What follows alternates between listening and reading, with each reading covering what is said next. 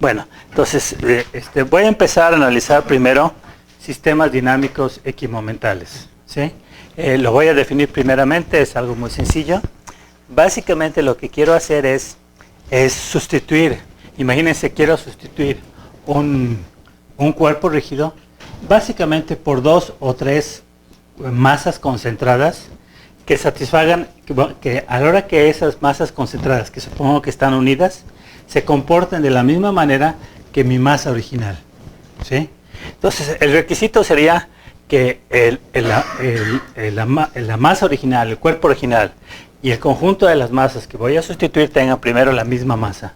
Segundo, que tengan el mismo centro de masas. Y tercero, que tengan el mismo momento de inercia. ¿Ok? En realidad, si estuviera hablando en el espacio, tendría que pedirles que tuvieran la misma matriz de inercia. ¿Ok? Pero como usualmente, todavía afortunadamente las cosas que hago son en el plano, con que me asegure que tienen el mismo momento de inercia centroidal con respecto a un eje que es perpendicular al plano de movimiento es suficiente. ¿Está claro? ¿Sí? Entonces, primero voy a empezar con un caso, vamos a decir, relativamente sencillo. ¿Sí? Imagínense que tengo esta masa, ¿sí? Es un cuerpo rígido arbitrario, y quiero sustituir, la masa, esta es la masa M del cuerpo, ¿sí?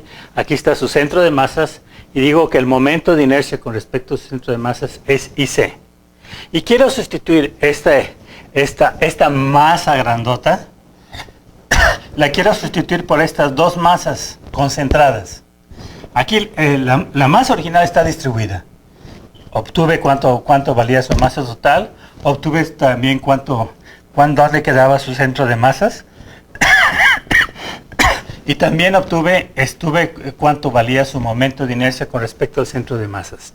Y la quiero sustituir por estas dos masas, que supongo que van a estar unidas, ¿sí? Una es masa 1, otra es masa 2.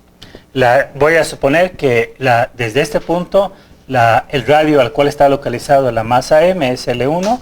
Desde este punto, el radio al cual está localizado la masa M2 es L2.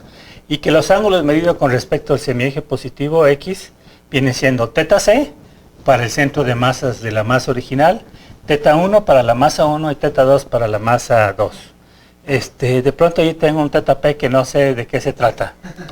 Sí, se me hace que a lo mejor se me pasó por alto. Es lo que pienso. ¿Ok? A veces me pasa en mis dibujos. Bueno, entonces, ¿qué es lo que quiero hacer? Aquí van a ser mis condiciones. Mis condiciones van a ser las siguientes. Primero, que tengan la misma masa. ¿Qué significa esto? Que la masa M sea igual a M1 más M2. Este es otro que sería el primer momento de masas con respecto al punto O. Si ustedes se fijan.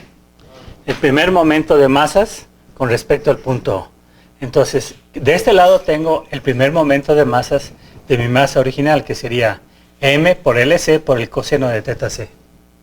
Y aquí tendría el primer momento de masas de la masa 1 con respecto al punto O, que sería M1 L1 por el coseno de θ1, más M2 L2 por el coseno de θ2. ¿Sí? Después tengo la componente Y del primer momento de masas del cuerpo original con respecto al punto O. Sería M por LC por el seno de θc. Y esto sería igual a M1 L1 por el seno de θ1, que vendría siendo la contribución de esta masa a la componente Y del primer momento de masas con respecto al punto O. Y aquí tendría M2 L2 por el seno de θ2. ¿Está claro? Y finalmente, lo que estoy haciendo aquí es calcular el momento de inercia con respecto al punto O. ¿Sí? Entonces, si aplico el teorema de ejes paralelos, me quedaría que esto sería igual a IC más la masa por LC al cuadrado. ¿Sí? Y como estas son masas concentradas, pues esto sería igual a M1 por L1 al cuadrado más M2 por L2 al cuadrado. ¿Sí? Hagan de cuenta que aquí estoy aplicando también el teorema de ejes paralelos, pero que el momento de inercia de estas masas con respecto a su propio centro de masas es 0. ¿Ok? ¿Sí? Entonces, dense cuenta que si tengo un sistema de 4 ecuaciones no lineales, ¿sí?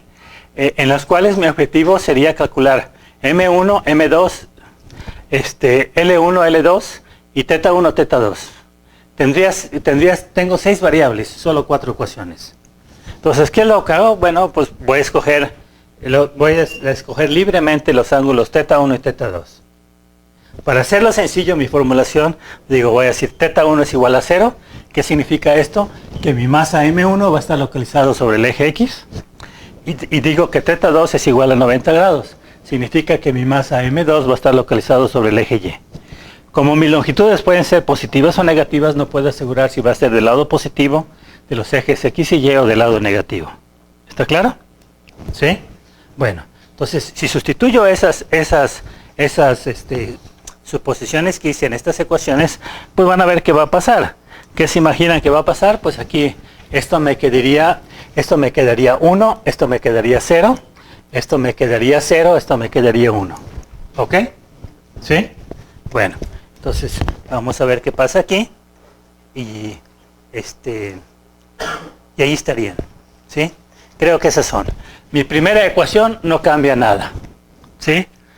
Mi segunda ecuación sería M por XC. XC no es otra cosa más que LC por el coseno de teta C, sería igual a M1 a L1. Porque acuérdense que teta 2 fue 90 grados y el coseno de 90 grados es 0. ¿Sí?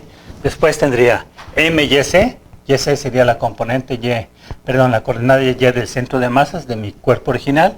Y esto sería igual a M LC por el seno de teta C y sería M2 por L2. Porque acuérdense que teta 1 es igual a 0 grados y el seno de teta 1 sería 0 grados. Y finalmente esta sería la ecuación. Entonces, ¿qué es lo que tendría aquí? Lo que tendría aquí, para hacerlo sencillo voy a sustituir, ya no voy a usar LC y teta C como mis variables, sino voy a usar XC y YC. ¿Sí? Lo hago más compacto de esa forma. Entonces mis ecuaciones son M es igual a M1 más M2, M por XC es igual a M1 L1, M por YC es igual a M2 L2 y la última, IO, que es igual a IC más M por LC al cuadrado, va a ser igual a M1 L1 al cuadrado más M2 L2 al cuadrado. ¿Sí? Bueno, ¿qué voy a hacer? De la primera ecuación voy a despejar M2. M2 me va a decir que va a ser igual a M menos M1. ¿Sí? Voy a sustituir L1, me quedaría igual a M entre M1 por XC. L2 me quedaría M entre M2 por YC. Pero M2 es igual a M menos M1. Entonces voy a sustituir M2, L1 y L2 en esta ecuación. ¿Sí?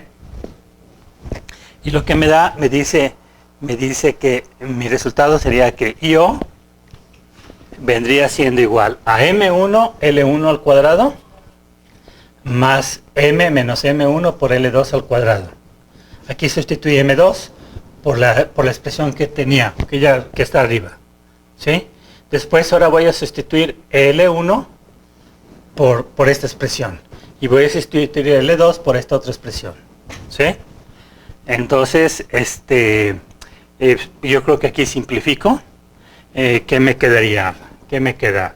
Bueno, aquí me quedaría M1 me queda abajo porque aquí está elevado al cuadrado. Me quedaría M cuadrada por XC al cuadrado entre M1. Es este término. Después, este otro término, me quedaría M, que creo que aquí está, ¿verdad? ¿Sí? Sí está, M cuadrada por YC al cuadrado, y abajo esto está al cuadrado y esto no está al cuadrado, entonces me queda M menos M1 al cuadrado. Saco como factor común esto significa que voy a multiplicar por M por M menos 1, y lo voy a multiplicar por M1, y entonces me quedaría XC, M cuadrado, bueno, aquí ya saqué M cuadrado como factor común, me quedaría XC, que multiplica M por M menos 1, más YC por M1, ¿sí? YC por M1. Bueno, ¿qué hago ahora? Esto lo despejo, lo multiplico y me queda que IO, que multiplica M por M1, menos M1 al cuadrado va a ser igual a M cuadrada, que sería esto que está acá, me quedaría M por XC al cuadrado, más M1 por YC al cuadrado menos XC al cuadrado. ¿Ok? ¿Está claro? Entonces me queda esta ecuación Después de eso me queda esta ecuación. Supongo que conozco IO, ¿verdad? Porque yo lo conozco. ¿Sí? ¿Ok? Originalmente conocía IC y LC y M. Pero si conozco IC, MC y L, conozco IO. Entonces, dense cuenta que esto lo que me da es una ecuación cuadrática en M1. ¿Sí? Una ecuación cuadrática en M1. ¿Cuáles son las dos posibles soluciones? Ahí están. Estas son las dos posibles soluciones. Dense cuenta que aquí lo único que estoy haciendo es resolviendo esta ecuación cuadrática. ¿Sí? Habría problemas si esto fuera negativo. Usualmente eso no ocurre. ¿Sí? ¿Ok? Una vez que determino la masa M1, pues puedo sustituir en las ecuaciones posteriores para calcular todos los otros valores. ¿Ok? ¿Sí? ¿Está claro? Bueno, ¿qué les parece si les dejo un ejemplo y me lo resuelve mientras me voy yo de gira artística? Prácticamente pues, ya nos da la longitud de la masa y tenemos que encontrar las otras dos masas que generen un equilibrio o la manera en que yo las puedo repartir esta masa MC con una longitud LC y un ángulo θ c, el cual nos propuso el doctor. Como podemos ver, aquí tenemos la ecuación para poder encontrar lo que vendría siendo la masa 1 y pues sabríamos que por ahí ya tenemos planteado que M es igual a M1 más M2, entonces sacando la masa 1 obtenemos directamente la masa 2, dado que tenemos pues, nuestra masa M. Como los datos que tenemos, pues ya vimos que nos propuso lo que es LC y θ c, entonces de esa manera directa podemos encontrar lo que es XC y S para el planteamiento general que nos hizo durante todo el desarrollo de este video. Ahora pues básicamente todo residiría en encontrar I0, que vendría siendo el momento de inercia respecto a nuestro origen, pero como podemos ver acá arriba, pues ya lo tiene planteado por el teorema de Steiner de ejes paralelos, así que es prácticamente solamente solo así que sacar las cuentas.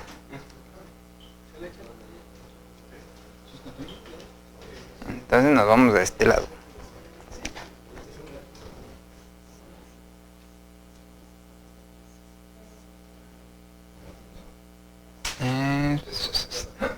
Coseno.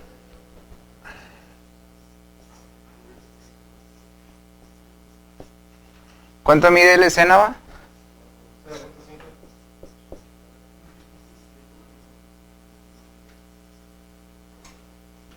¿Y el ángulo de cuánto nos lo dio?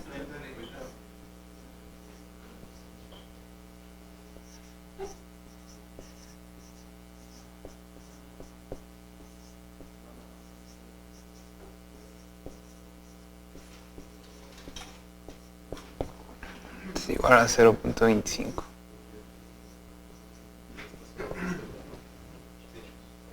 ¿Y ese cuánto da?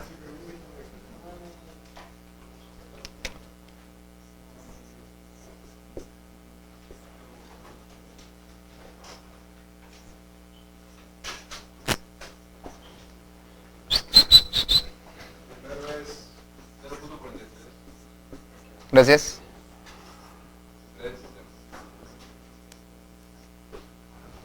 ¿Así con esos?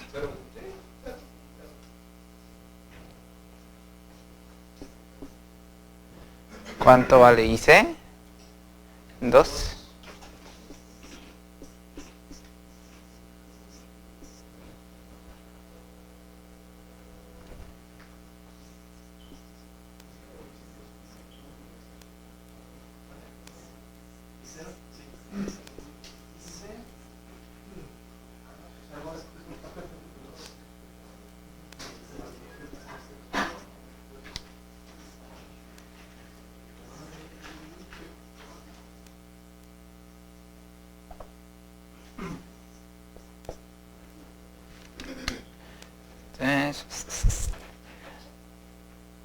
Punto 25 por 10, 2.5, 4.5.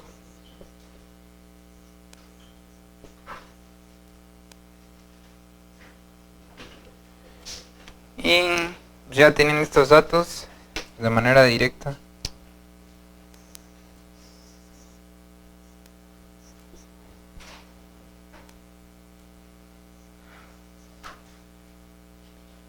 Es I0 que vale 4.5.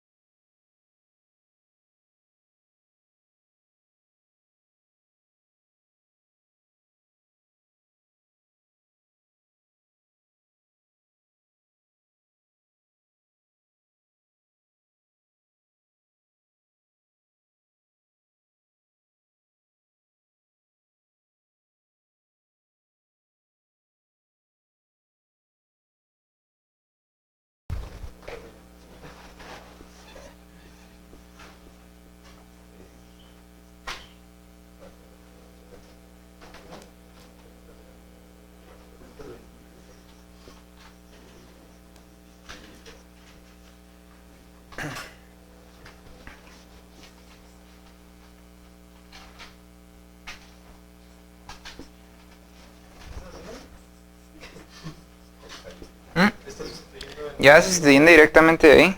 Ya. Y sacamos M1. Bueno, las dos posibles M1. ¿Qué? ¿En esta? Ah, 21.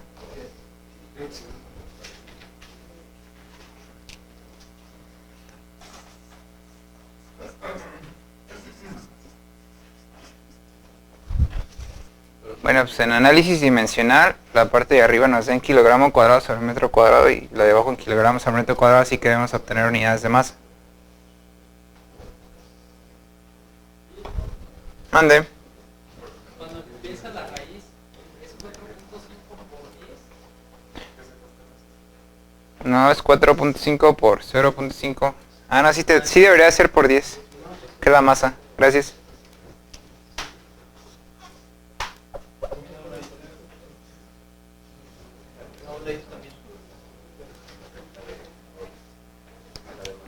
¿10 al cuadrado? 10. Y también por 10.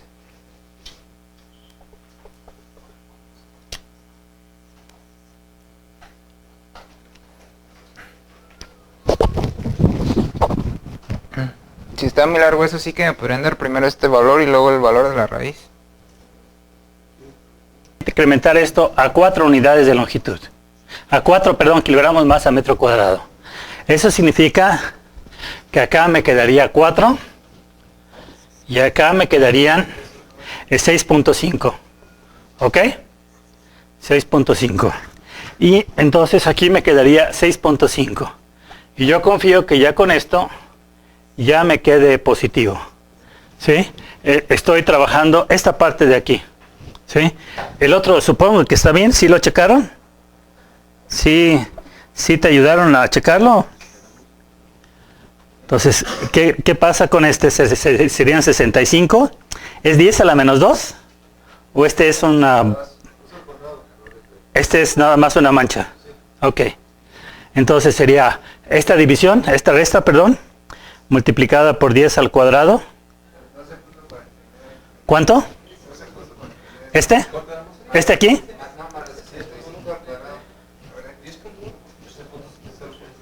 ¿Cuánto me da este término, por favor? ¿Cuánto me da este término? ¿Cuánto me da este término? A ver, bueno, pues, entonces aquí me quedaría 65. Aquí me quedarían más 100. ¿Cuánto es esto al cuadrado? Ah, bueno, va todo al cuadrado, ¿verdad? Ok, bueno, más 100. ¿Esto cuánto es? ¿Cuánto es esto al cuadrado? Bueno, entonces, ¿cuánto me da esto? 6006. Vamos a dejarlo así. Yo creo que son 4 cifras decimales. Bueno, entonces ahora sí ya me va a dar positivo. El primero es 65. ¿Cuál primer término? ¿Ah, este también cambia? Ok, cambia. Porque es 65 ahora. Ok. Entonces, vamos a ver qué me queda. Abajo cambió, ¿sí? Ahora serían 13. Ok. Este también va a cambiar, ¿es cierto? Porque aquí aparece IO. Entonces vamos a ver si no nos afecta eso. Este sería 6.5, ¿verdad? Ok, 6.5. Entonces vamos a ver cuánto me da esto. No vaya a ser que de nuevo me da negativo, pero espero que no. Ok. ¿Pueden checar si este resultado está bien? 4.874. Vamos a ponerle 5.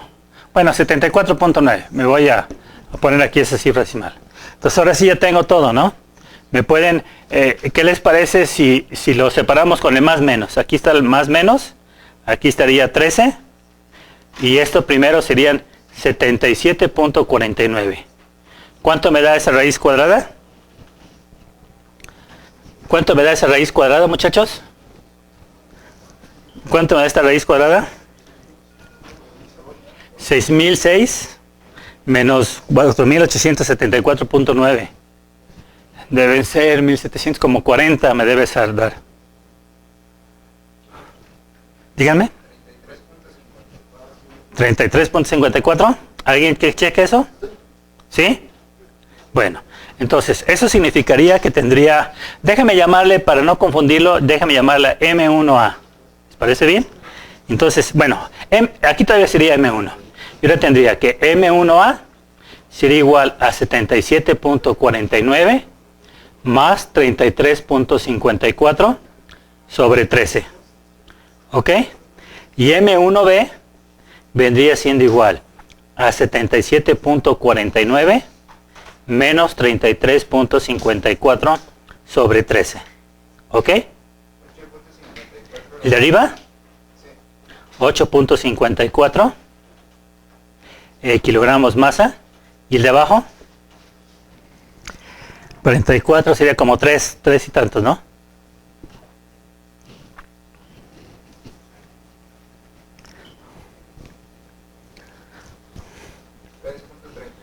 Ok, 3.38. Vamos a completar todos los restantes valores, ¿sí? Entonces me quedaría que M2A sería igual a M menos M1A. ¿Cuánto es M? No, ¿cuánto es M?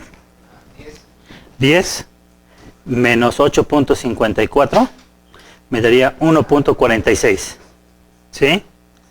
Y el otro me quedaría M2B, vendría siendo igual a M menos M2A, perdón, M1B.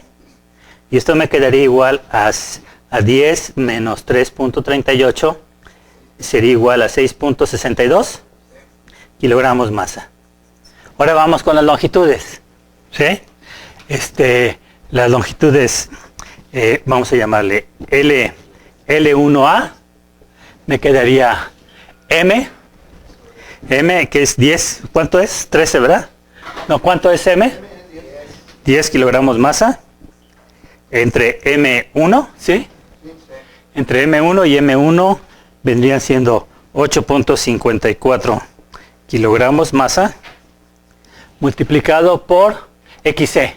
Y XC aquí está, es 0.43301 metros. Entonces dígame cuánto me da eso. 0.0704. Ok, metros. Aquí tendría L1B, vendría siendo igual a 10 kilogramos masa, entre 3.38, ¿verdad? 3.38 kilogramos masa multiplicado por XC, que sería 0.43301 metros. ¿Ok? ¿Cuánto me da esto? 1.2811 metros. ¿Sí? Finalmente, voy a calcular L2A.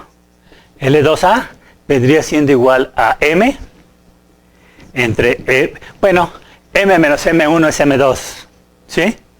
¿Se dan cuenta? Entre M2A por YC. Por YC. Entonces sería, la masa es 10 kilogramos masa. M2A vendría siendo 1.46 kilogramos masa. Y YC vendría siendo igual a 0.25 metros. ¿Cuánto me da esto? 1.7123 metros. Y L2B vendría siendo igual a M entre M2B por YC. Y esto me quedaría igual a 10 kilogramos masa, ¿sí? Entre 6.62 kilogramos masa por YC, que sería 0.25, ¿verdad? ¿Cuánto me da esto? 3776. Déjenme nada más checar uno de esos resultados. El otro ustedes les dejo que lo chequen. ¿Sí? Vamos a checar si los resultados que yo llamo A satisfacen ese requisito. El primero sería muy sencillo. Sería M1A más M2A. Vendría siendo 8.54 kilogramos masa. ¿Cuánto es M2A? ¿Me pueden decir? ¿Cuánto es M2A? 1.46. 1.46 kilogramos masa. Esto me da 10 kilogramos masa. ¿Ok? ¿Sí? Después, XC. XC vendría siendo igual a, vamos a ver, vendría siendo M1 por L, M1A por L1A entre M. Porque acuérdense que es la masa 2 está en el eje vertical. Entonces nada más tengo esto. M1A, ¿cuánto sería? 8.54. L1A 0.5074 metros. Y la masa es 10 kilogramos masa, ¿verdad? Entonces esto me debe dar ese valor de XC que ustedes tuvieron. ¿Sí da? 0.43301 metros. Quizás hay un error, pero pequeño. YC vendría siendo igual a M2A por L2A entre M. ¿Están de acuerdo? Porque acuérdense que M1 está sobre el eje X. Entonces no tiene contribución a la componente Y. ¿Y M2A cuánto me quedaría? M2A sería 1.46 kilogramos masa por L2A. ¿Cuánto es L2A? 1.7123 metros. Todo esto dividido entre 10 kilogramos masa. Y si está correcto me debe dar 0.25. ¿Sí? 0.25. ¿Qué me falta por checar? Me falta por checar simplemente cuánto es IO. IO es 6.5. Entonces IO sería igual a M1A por L1A al cuadrado más M2A por L2A al cuadrado. Y esto me quedaría M1A es 8.54 kilogramos masa. ¿Sí? L1A sería 0.50704 metros al cuadrado. Más M2A, que es 1.46 kilogramos masa, por L2A. Por L2A, ¿me pueden decir cuánto es? Aquí lo tenía en mis narices, pero no lo vi. ¿Ok? Y si todo está bien, me debe dar 6.5 kilogramos masa. ¿Pueden checarlo? 6.47. Bueno, dense cuenta. Como son muchos cálculos numéricos, es probable que allí hayamos tenido errores. ¿Sí? Pero evidentemente cuadran resultados. ¿Ok? ¿Sí? Bueno, déjeme entonces ahora hacer lo siguiente. Ya les mostré que esto lo puedo hacer con dos masas, pero donde los ángulos son arbitrarios. ¿Sí? Entonces, el siguiente caso es el caso que les había comentado, que yo estaba muy contento porque lo había descubierto hasta que me di cuenta que Timochenko lo había hecho 60 años antes. ¿Sí? Entonces, ¿qué es lo que voy a hacer? Lo que voy a hacer es una situación un poquito diferente. ¿Sí?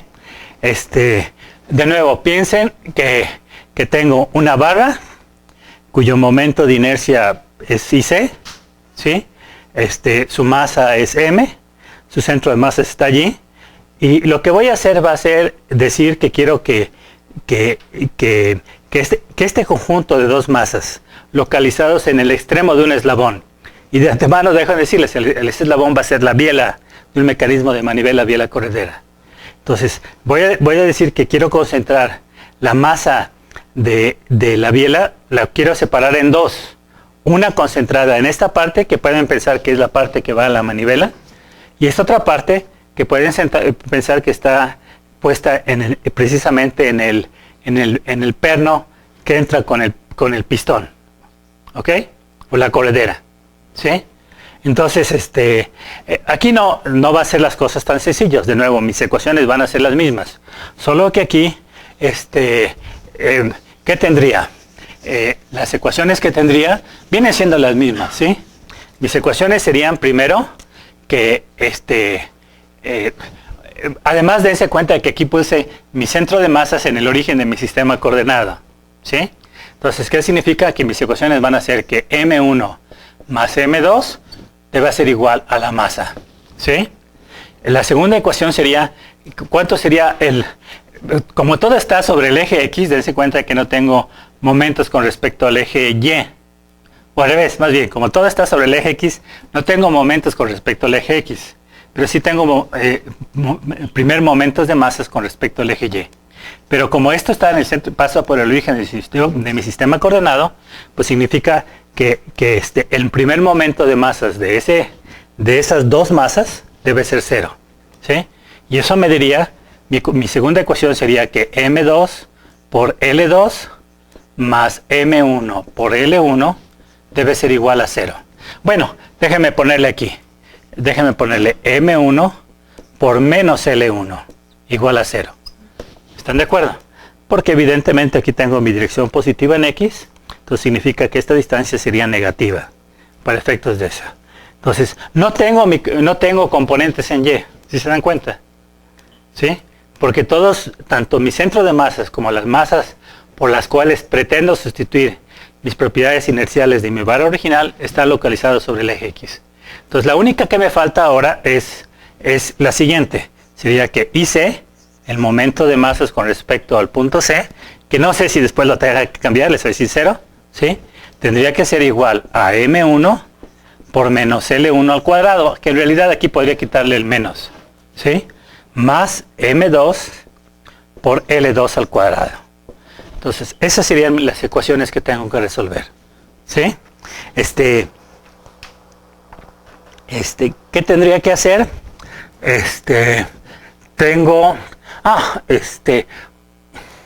Usualmente mis valores de L1, L2 ya están predeterminados, ¿sí? O sea, no tengo control sobre estos valores. Eso significa que en realidad tendría un sistema de 3 ecuaciones con 2 incógnitas, ¿sí? ¿Ok? Y que en general significa que no va a ser posible que siempre tenga solución. Lo que va a ocurrir es que mi sistema va a tener solución si solo si se satisface una condición de compatibilidad, ¿sí? ¿Ok? Entonces, ¿qué voy a hacer? Vamos a ver qué puedo hacer.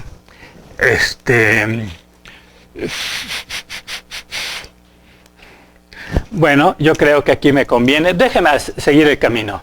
De esta primera ecuación despejo M2. Y me queda que M2 va a ser salud, va a ser igual a M1 por L1 entre L2. ¿Sí? ¿Ok? Entonces, después de eso, ya calculo cuánto vale. Sustituyo acá y me queda que M1 más M1 por L1 entre L2 va a ser igual a M. Entonces me queda que M, que multiplica 1 más L1 entre L2, va a ser igual M1 va a ser igual a M. O bien que M1 que multiplica L1 más L2 entre L2 sea igual a M. ¿Ok? Entonces aquí me dice, tengo mi primer resultado, que M1 va a ser igual a M por L2 entre L1 más L2. ¿Ok? Este es mi primer resultado. Sustituyo acá y me quedaría que M2 va a ser igual a M1 entre L1 entre L2 y esto me quedaría igual a ML2 entre L1 más L2 que multiplica L1 entre L2. Cancelo L2 con L2 y me diría el siguiente resultado, que es M por L1 entre M1 más M2. Ya tengo mis masas, ¿sí? En cierta forma ya resolví mi problema, porque acuérdense que les dije que no tengo control sobre las longitudes. Pero lo que sí voy a tener que decir es que para que eso sea cierto, esta condición se debe satisfacer. Y esta condición se satisfacería, déjenme hacer lo siguiente. Ya saben que MC puede ser igual a la masa por Kc al cuadrado, donde Kc vendría siendo el radio de giro. ¿Ok? Entonces, ¿qué me quedaría? Me quedaría M1. M1 aquí está. Sería M1 por L2 entre L1 más L2 por L1 al cuadrado. ¿Ok? Más M2 más L2 por L1 entre L, a ver, aquí, si se dan cuenta, aquí fueron lapsus brutus, les pido disculpas, de pronto sustituí las L's por las M's, ok, bueno, y aquí otro lapsus brutus, ok, L1 más L2, y aquí multiplicaría por L2 al cuadrado, ok, entonces, ¿qué puedo hacer? Esto lo podría poner como, puedo sacar como factor común L1, L2, ¿sí? L1, L2, que multiplica M1 por L1, entre, a ver, espérame tantito, más M2 por L2, entre L1 más L2. A ver, díganme. Aquí aquí estoy sustituyendo en esta parte de aquí. Por eso parece que en la ecuación está poniendo M1 y M2 y ya después M. ¿Sí? ¿Me equivoqué en eso? Sí. Gracias. Entonces aquí es M exclusivamente. Es M. Ok. Entonces, todavía esto significa que lo puedo poner como M por L1, L2, que multiplica L1 más L2 entre L1 más L2. ¿Sí? Entonces esto sería igual a 1. Entonces mi ecuación me quedaría que M por KC al cuadrado va a ser igual a M por L1 por L2. Cancelo esto con esto. Y esta es mi condición. ¿Sí? O sea, significa que para que pueda hacer eso, ¿sí? Se debe satisfacer esta condición. Que el radio de giro al cuadrado de la masa de mi parte original sea igual al múltiplo de L1 L2. ¿Ok? Bueno, déjenme decirles, yo voy a suponer que eso se satisface, ¿sí? Y déjenme decirles, cuando yo era estudiante de licenciatura, te soy sincero, estas partes eran completamente desconocidas, ¿sí? Yo no sabía de qué se trataba eso, pero recuerdo muy vívidamente que nos llevaron a una práctica, en aquellos tiempos era muy común que fueran viajes de prácticas, ¿sí? Y usualmente los viajes de prácticas eran a lugares exóticos, ¿sí? Hicieron de viajes de prácticas que a California, imagínense que iban a hacer viajes de prácticas a California si nadie sabía inglés más allá de Exham. Entonces, era puro turismo científico con cargo al gobierno federal.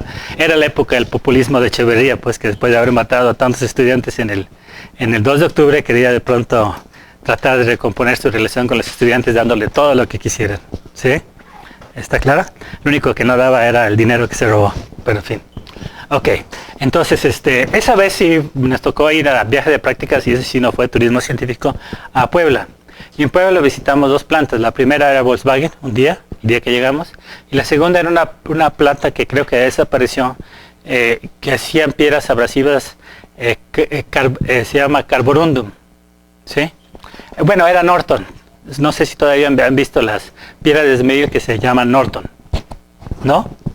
No, muchachos. Bueno, fabrica muchas cosas. Piedras también para asentar, para afilar navajas y todo eso. A lo mejor eso sí saben. ¿Sí? Entonces, la parte importante no fue en Carborundum o Norton, sino fue en Volkswagen. Nos enseñaron el proceso.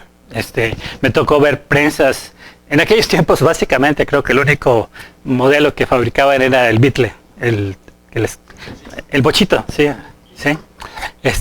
Pero a mí me quedó impresionado, déjenme decirles, que estampaban la carrocería del bochito en un solo paso, ¿sí? O sea, vamos a decir, la carrocería, quitándole la parte frontal, que era el capote, pues, donde estaba la llanta de refacción, todo lo demás lo hacían en una sola prensa hidráulica, como de 150 toneladas.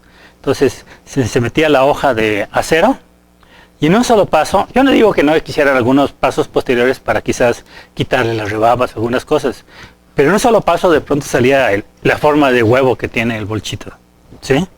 A mí me dejó impresionado eso. Y después nos llevaron a través de todo el proceso, ¿sí?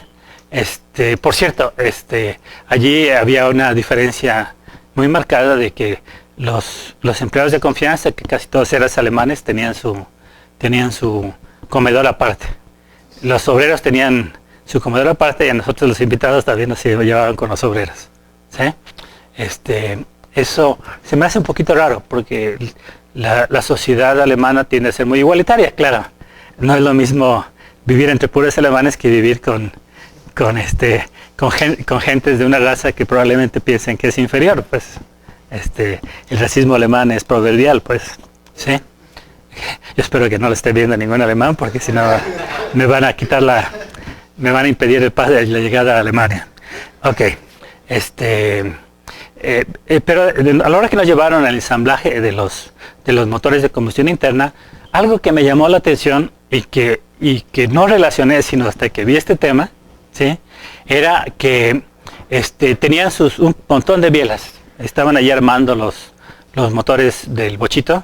Entonces la persona que tenía un montón de bielas para escoger, pero de las cosas que hacía era tenía balanzas, ¿sí?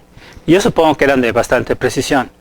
Y algo que me pareció muy curioso es que en un momento dado ponía la biela en 2 balanzas, ¿sí? No sé si seguramente las balanzas estaban situadas a una distancia específica entre ellas, y quizás, no me fijé, mi curiosidad no llegaba tanto, quizás dentro de las balanzas estaban ciertos setups, digámoslo así, para que a la hora que colocaran la balanza, imagínense algo así como esto. Supongo que eso era lo que hacían, no tengo la seguridad. Aquí estaba una balanza, ¿sí? Aquí estaba la otra balanza, ¿sí? Imagínense que aquí quizás había un setup cuya masa ya estaba descontada, porque dense cuenta que esas balanzas se pueden tarar, y aquí estaba la parte de la biela y aquí estaba la otra parte de la biela, ¿sí? Entonces, dense cuenta que si esta distancia que está aquí la conocen, ¿sí? Entonces, si esa parte la conocen, si esa distancia la conocen, y conocen cuánto es lo que pesa esta parte y lo que pesa esta parte, estarían determinando dónde estaría localizado el centro de masas. Y seguramente, yo supongo que estaban verificando que esta condición fuera satisfactoria, dentro de ciertos límites, ¿sí? Es decir, hacía lo que posteriormente yo después conocí que se llamaba ensamble selectivo, ¿sí? ¿Ok? No sé si sepan, hay otro lugar donde se hace ensamble selectivo, les va a parecer curioso, ¿sí? ¿No se imaginan dónde se hace ensamble selectivo? En cojinetes de bolas y de rodillos, ¿sí? En los cojinetes de bolas y de rodillos, desafortunadamente la fábrica desapareció, estaba en una fábrica que se llamaba Roxa, se llamaba Rodamientos de Occidente, era como una especie de subsidiaria de SKF. Entonces a mí me tocó alguna vez asistir a conocer la planta, y era una planta muy interesante, ¿sí? Y producían en ese caso eran pequeñas bolitas, que las producían de acero, primero las producían, creo, no me crean, pero creo que la producción les dejaban caer el acero líquido sobre un baño, no sé si era de aceite, seguramente de aceite, y aparentemente variando ciertas propiedades, la altura, cosas por el estilo, les daban bolas de un determinado diámetro, de forma bastante precisa, ¿sí? Después se rectificaban, vamos a decir, probablemente se sujetaban a tratamiento térmico, seguramente un tipo de carburizado. Bueno, de por sí las bolas probablemente tengan, ahí no ni siquiera necesitan carburizado, debe ser seguramente material con un alto contenido de aleación y un alto contenido de carbono. Pero sí se rectificaban, seguramente se les daba tratamiento térmico, temperizado, todo en fin, para que no fueran frágiles. Pero después, a la hora que ya salían ya rectificadas, tenían un aparato bastante sofisticado de una marca que se llama Marpos. Pueden ustedes checarla, ¿sí? Marpos creo que es suiza, sin estar seguro, ¿sí? Es más, si alguien tiene buena conexión de internet, chequenla, ¿sí? Pues quizás la puedan encontrar como Gauge,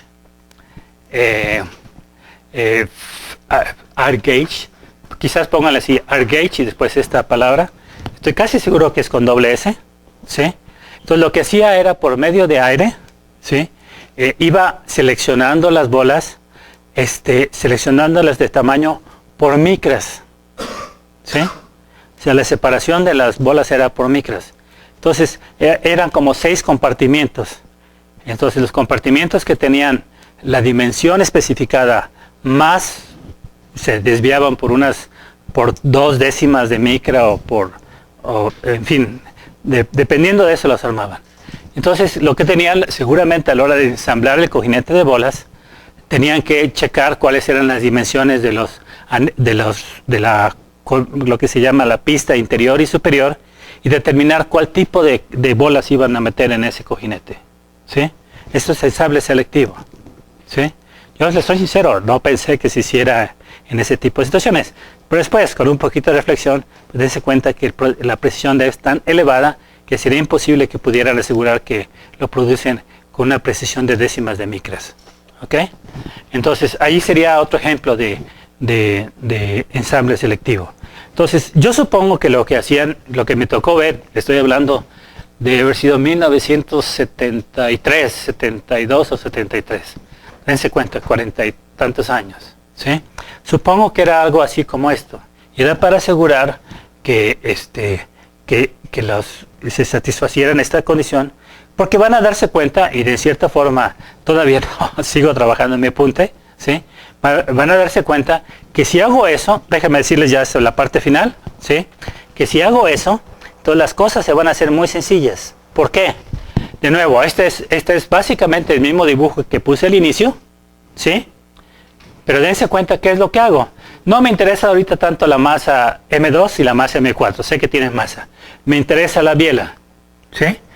Si mi biela está construida de manera que satisfaga ese requisito, significa que voy a poder sustituir la masa de las propiedades inerciales de la biela por dos masas, una concentrada aquí y otra concentrada acá. ¿Ok? ¿Y cuál es la gran ventaja? Bueno, pues que esta masa va a estar sujeta a un cuerpo que está en rotación alrededor de un eje fijo. Evidentemente aquí mi dibujo no es el de un cigüeñal, ¿sí? Ustedes saben que si fuera el de un cigüeñal, seguramente esto se extendería hasta esta parte. ¿Cuál es la idea? La idea es que de esta no me voy a tener que preocupar, porque ya sé, acuérdense que en las clases pasadas vimos cómo balancear y asegurar que la masa de la biela más la masa proveniente de la separación de la inercia de la biela, aquí, dije masa de la biela, entonces masa de la manivela, más esta parte de la masa de la biela, producto de esta separación, más lo que tenga aquí del cigüeñal, la parte de lo que se llama the shoulder, a veces se le llama the shoulder, ¿sí? Con eso puedo asegurar, haciendo las tareas de balanceo, que el centro de masas de la manivela junto con su shoulder y junto con esta masa añadida, puedo asegurar que pasa por este punto. ¿Está claro? Si hago una especie de balanceo, vamos a decir, tomando en cuenta esta masa, que evidentemente no forma parte de la manivela, pero a la hora que esté conectado a mi mecanismo, voy a asegurar que el comportamiento dinámico de este mecanismo va a ser igual que el comportamiento dinámico de este mecanismo, en el cual hago a un lado la masa de la biela, sustituyo una parte aquí y sustituyo una parte acá. Y a la hora de sustituir esa parte de aquí, puedo asegurar de alguna forma que puedo balancear esa manivela con esa masa que no está presente, pero que a la hora que forme el mecanismo va a estar presente, para asegurar que el centro de masas quede aquí.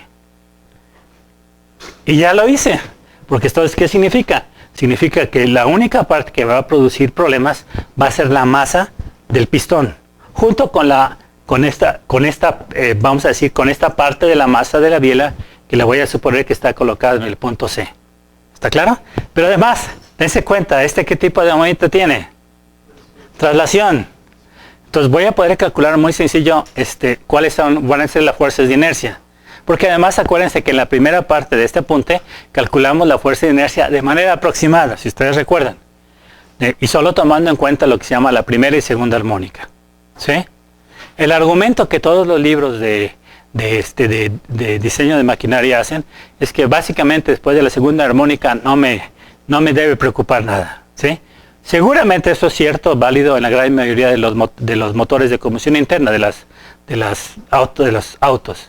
Estoy seguro que por ejemplo los autos de Fórmula 1 seguramente analizan hasta la décima, hasta la 12ª armónica, ¿ok?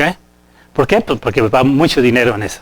Mucho dinero vale además la vida del piloto, y a lo mejor la vida del piloto es lo que menos les cuesta a los dueños de las armadoras, ¿sí?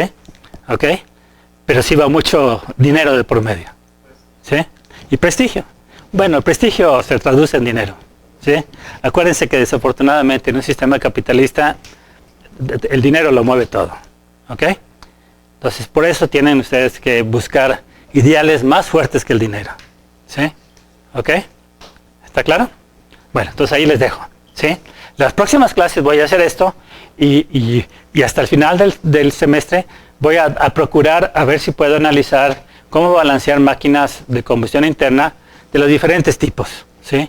En B, en línea, y creo que hay unas radiales que ni siquiera voy a preocupar. De hecho, déjenme decirles, el libro de Norton tiene algunos detalles interesantes para leerlos.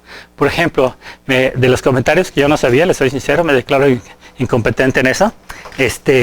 Me dice que las bielas de los primeros biplanos que se usaron en la Primera Guerra Mundial usaban unas máquinas rotatorias. Es decir, que los pistones estaban opuestos. ¿Sí? Pero entonces la única forma de aparentemente tenían muy problemáticas porque la única forma de lubricar esos motores era echando aceite y que el aceite se escapara. Entonces me dice el autor que los gentes de los biplanos usaban acuérdense que era típico que tuvieran sus bufandas. Dice que no era tanto por el frío, sino que la bufanda lo usaban porque tragaban aceite que daba ganas. ¿Sí? Además todos tenían una especie, si ustedes se fijan, todos tienen una especie como de plastiquito, como para que les protegiera seguramente de todo el aceite que les caía. Yo siempre pensé que lo de bufanda era como un aire romántico, así de caballeresco. Ya después que me di cuenta, todas las ilusiones se fueron para abajo. ¿Sí? Ok, ese es uno detalle. Y también hay otro, ven en las notas, es como en las páginas de que estoy viendo, empieza a hablar de, eso sí es vamos a decir, es una jalada de los pelos, pero empieza a hablar de materiales que no tienen masa, pero que son completamente rígidos. Y les pone nombres así raros. Léanlo, ¿sí? Yo creo que desafortunadamente para muchos estudiantes, si no son críticos, van a creerse que eso es cierto, ¿sí? Pero léanlo, ¿sí? Vean, ahí se está en cierto caso mofando, pues está tratando de hacer un chiste, pues, de cuerpos, y les pone hasta los nombres de los materiales, ¿sí? Entonces, tienen que ser críticos para no creerse las mentiras que está diciendo, porque las hace pasar como si fueran detalles ciertos, pues. ¿Ok? Entonces, esa parte me gustó del Norton. El libro en general no me gusta mucho, entonces les soy sincero. Pero esa parte sí me gustó.